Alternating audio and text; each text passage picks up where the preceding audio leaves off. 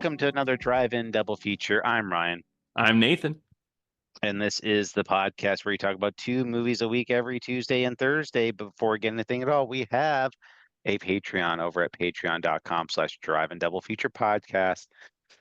Nathan, I was at the jail recently letting out one of my old buddies out of Mm-hmm. prison, and he was having a little bit of a time to himself, and he said, the only thing that got me through prison was this podcast called Drive and Double Feature Podcast. Mm-hmm. It's this fun little podcast where they have all kinds of fun games, trivia, just a good old time over there at Drive and Double Feature Podcast. And I said, oh, yeah. And then he said, I hope Nathan and Ryan know how much I appreciate their podcast. And I said, I think they know. I think we And know. he Yeah. thinks it's a different Ryan, not me. He thinks it's a different one. Well, oh wow, he just was talking. He's like, you got to listen to this, Ryan. He's even got your name, and I Yeah. think he lives in the same state as you. Crazy coincidence. It sounds like you too. I I like know. I like this scenario because I like to imagine it's like the see-through jail tablet, so they can see through it. And then there's a little podcast button on the jail tablet for for podcasts, and it's just like drive a double feature. That's the only thing in a Patreon little button. All it is drive a double feature. We've been entertaining jailbirds for years and years now. Yeah, like when Johnny Cash goes and performs for them, when he did that, like Yeah. they just hit play on our podcast. Oh my God. Do you want to do live shows at prisons across the country? Yes, live let's do that. live podcasts from prisons. That'd be great. But Okay. if they're gonna reopen Alcatraz like they're talking about, we can go play at Alcatraz. Okay. Now, if I ever got the opportunity, yes, let's do it. We can go down the alligator Alcatraz. That's right. Go Alligator Alley. There we go. That's where I want to go. But But anyway, anyway, it's only $5 a month. It doesn't affect any regular content whatsoever. But today we are talking about 1991's Hudson Hawk, and that is directed by Michael Lehman. This movie has a very notorious reputation attached to it. This is quite considered one of the worst movie of the 90s. Um, wow. I mean, it's big time Razzie nominated movie. Mm. Bruce Willis, in particular, had received a lot of flack and negative criticism for starring in this movie. And you can kind of tell, like, when you read about this movie, like how into it Bruce Willis was. Like, he Hmm. was very much into this premise of the movie. Now, I've heard about Hudson Hawk. I know there was a video game, and I know this movie is always like kind of like a punchline for like bad movies. That's like Hudson Hawk, it's so bad. Hmm. So I really didn't know what to expect from this one. I'm just like honestly, I was just kind of like, how bad could it be? Like I can't imagine it being like terrible because I didn't really know what the tone of this movie was or anything. And because just based off my impressions alone, I was kind of thinking like very generic action movie. Hmm. Yeah, same here. I didn't know anything about this movie going in, except that it was a flop, a huge flop, and a blight on Bruce Willis's career. I think it won Razzies, correct? Like it was, yeah, big problem movie. So I mean, which means of course I have to be interested in it. So yeah, no, when you picked this one, I was really excited in a way, just because this is one's always been on my watch list. And yeah, like you said, I kind of expected, because it's considered so bad, when I think of a bad movie, I think, oh, boring. It's going to be a boring, like very boring action movie or something. And I will say it is not boring. No, not in the slightest. I too I've been wanting to see this movie for a very long time and just had never had the opportunity to actually sit down and watch it. I've always kind of thought like, yeah, like I'd like to sit down and just, kind of point and laugh at it, or just morbid curiosity and just seeing like how Mhm. bad it is. And this movie like threw a really big curveball at me. Hmm. Like I said, I was kind of expecting like a lot of, maybe a lot of like cheesy one-liners, a lot of explosions, that type of thing, and like a really uninteresting plot. But this movie takes a different turn, and it's instead, that's kind of like the thing was this movie was very marketed poorly, as it was marketed as an action movie, and then when people went to go see it, they were just like, "What the fuck is this?" Type of thing. Uh-huh. They got a Looney Tunes movie. It's what they got. Right. So that's essentially what this movie is that it's a live action Looney Tunes cartoon. That's the best way I could put it. Um, Bruce Willis plays, his nickname is Hudson Hawk, but that's not his character's name in the movie. His name is Eddie Hawkins. Eddie. Eddie. Hmm. So, and he is a very notorious robber. Hmm. And like as soon as he gets out of jail, his best friend Danny Aiello shows up. Uh, his name is Tommy Five Tone, and basically shows up and she's like, "Hey, got another job for you. Let's do it."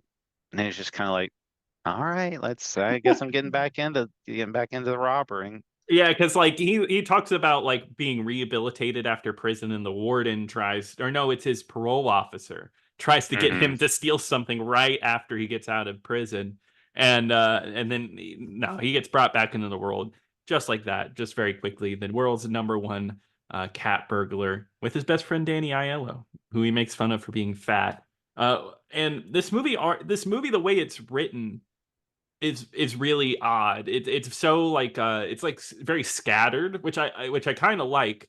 Like someone will refer like this is a very common thing in this is someone will reference the name of a song and he knows all of the times for every song. That's like one of his like little quirks, and he'll so someone will say something like Like he'll say like somebody will say the words like "We've only just begun." He's like, "Oh, Karen Carpenter, 3 minutes and 10 seconds." yeah, exactly. Yeah, or like he'll say that about a song with Danny Aiello and be like a 5 minutes 11 seconds, and he's like 5 minutes, you're kidding me, something like that. Which this already happens at the beginning of the movie, and that already shows you kind of the weird humor this movie's going for. I honestly don't think people in the '90s were ready for the amount of absurdity this movie has. It is just an absurd movie. I'm going to say something really bold here. Okay, all This right. movie, this movie is very much ahead of its time. No, I no, just like I said, I totally agree. Yeah, yeah, yeah. I think if this movie came out maybe 10, 15, 20 years later, people would really would appreciate it a lot more. Kind of like Southland Tales, how that's gotten a reappraisal, and that's kind of a silly action type movie. This, I feel like I actually am surprised this one hasn't gotten a reappraisal because it kind of deserves it.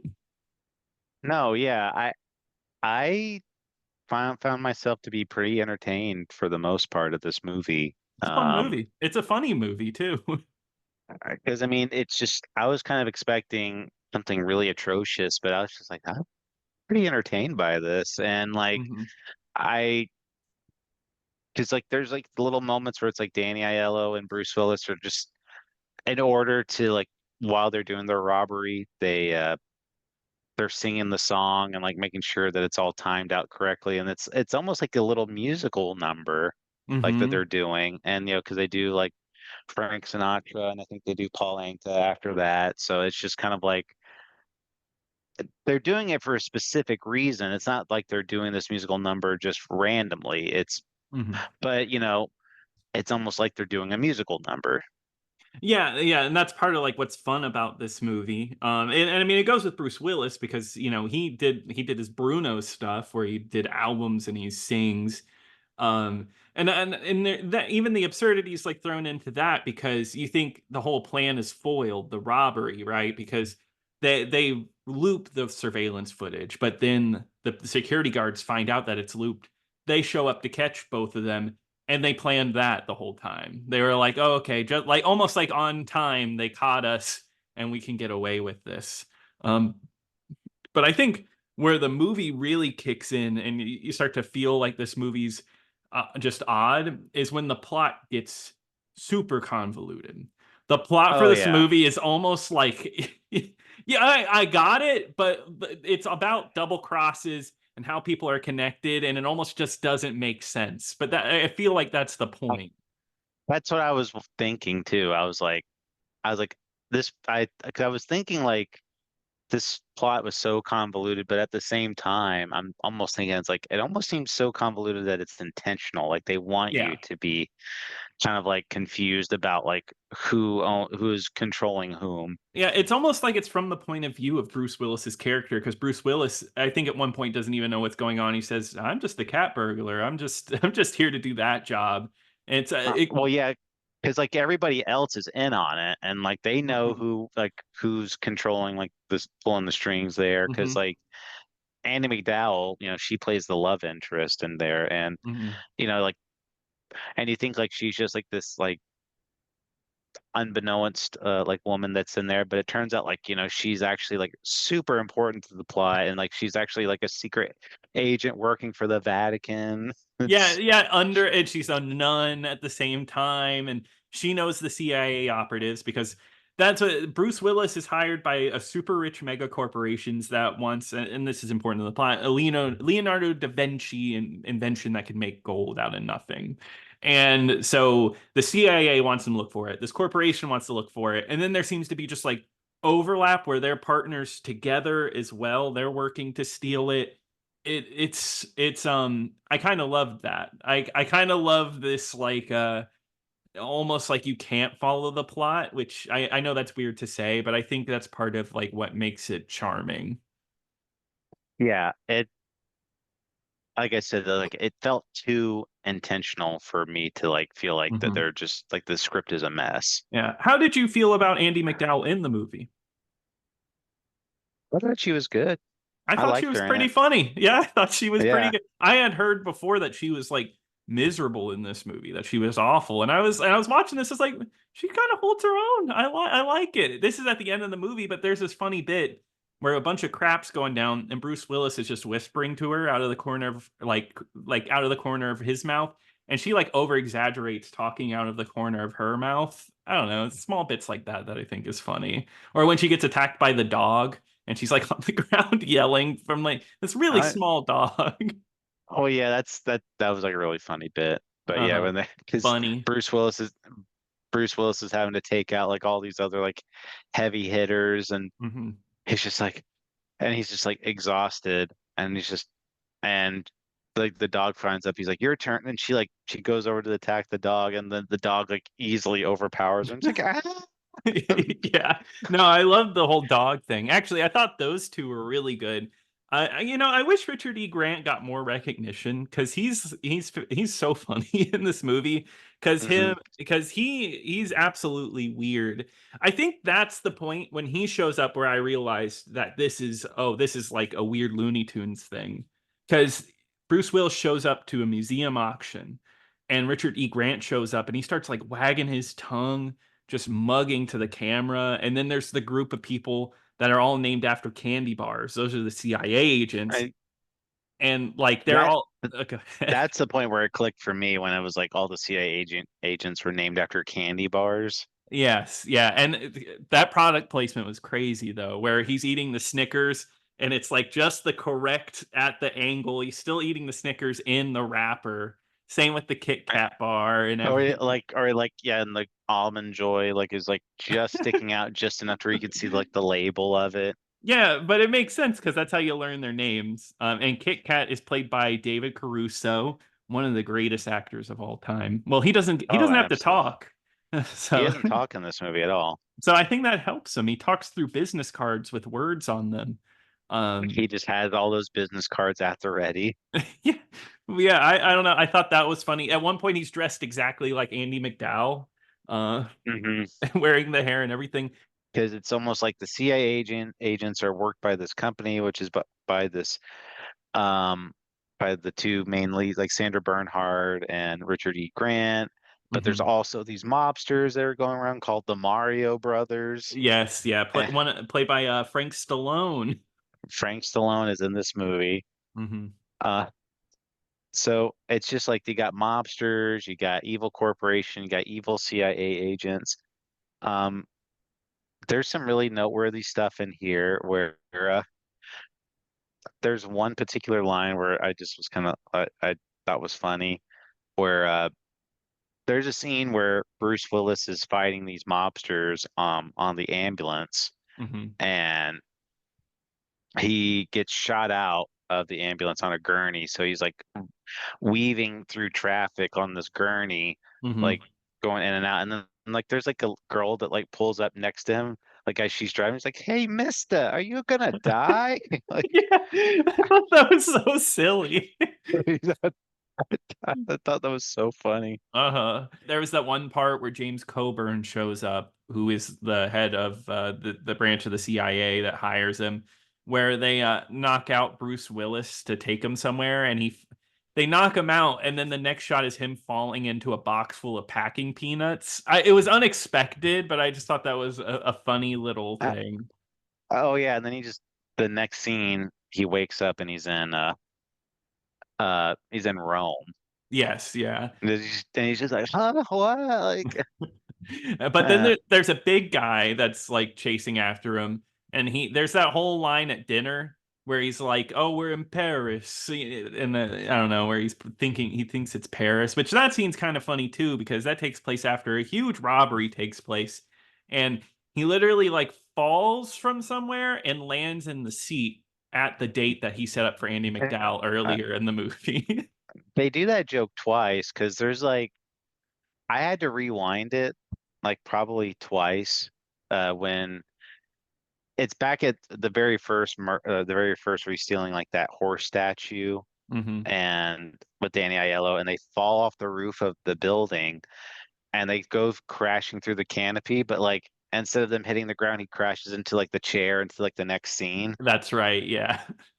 And I was Which just is like, wait, what happened? And I just had to like rewind it. Yeah, and I think it's moments like that that are ahead of its time. I don't think early 90s people were ready for like something like that, especially from a Bruce Willis movie, because Bruce Willis was known to be funny, but not like in a comedy movie way, right? Like it was, well, I guess he was. Not Well, like I mean, this.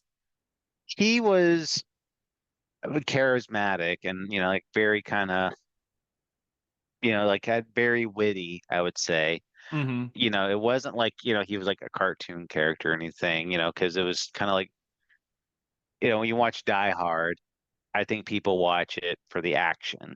Yes, yeah. People love the action of it. Um, I think they should start watching that movie on Christmas, in my opinion. What, are you stupid? I mean, Nathan, there's Christmas in the movie, which means it's a Christmas movie.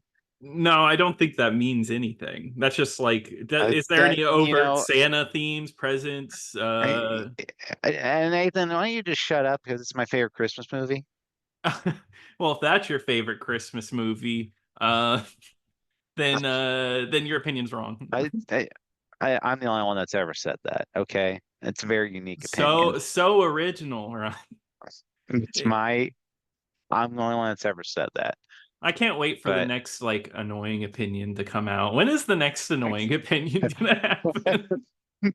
Because I'm ready for another one to make fun of. I'm gonna have to do Die Hard for Christmas. But anyway, uh, getting back into it, like I said, you were saying before, I agree. I don't think audiences were ready for this sort of thing. They were kind of expecting something like a Die Hard. So like maybe like if this was like Bruce Willis being like a cat burglar and it was like all these explosions and like tons of action sequences, I think it may not have been talked about as much or whatever, but it would not have been as um notorious or infamous, I would Yeah. say. Yeah. But me 30 years later, I'm very happy that they went for this angle. And I hope other people can find that too. Just for like those little comedy moments. I was laughing the whole time. Like I feel like after coming out of Brain Smasher, where I feel like I didn't get that comedy, this was like Hmm. I feel like this is what an action comedy should strive for, because that physical humor just works so well here. I don't know. Everybody in this movie is working really hard. It's a full cast. This movie is insane with the amount of people you have to follow. I love the bit at the end where Danny Aiello gets thrown off a cliff in a burning car and explodes. And then he shows up at the end of the movie. And I love the line where he explains what happened. And then I think Bruce Willis goes, yeah, that's probably what happened. That's just like, yeah, it's probably what happened. I don't know. That bit's funny. There's other bits. Yeah, because he was like, he's like, how'd you survive that? He's like, airbags. And Yeah. they're like, but Yeah. the car was on fire. The car was on fire though. There was a sprinkler system set up in the car.